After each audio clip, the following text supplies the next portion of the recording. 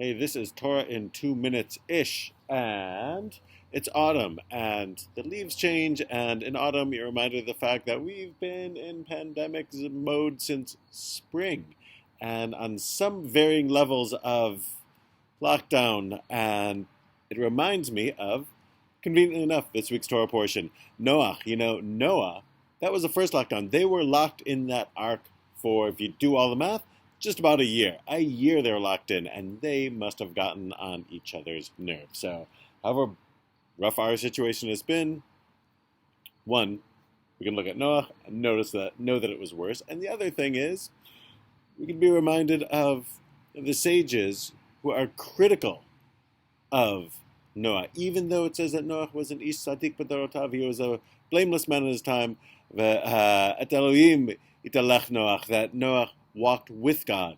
But they contrast it with Abraham, who's told to walk before God. And what's the difference?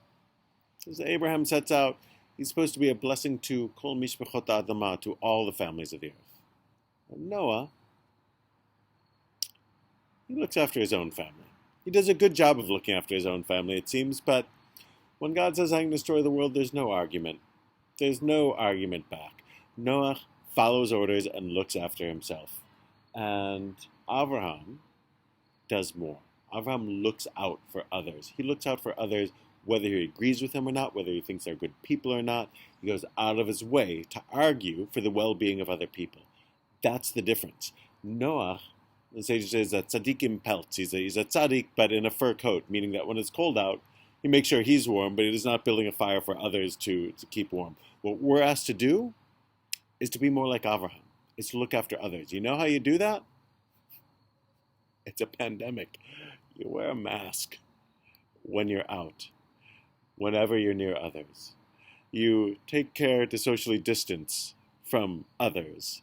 You take care not to congregate too close in a way that could make people vulnerable.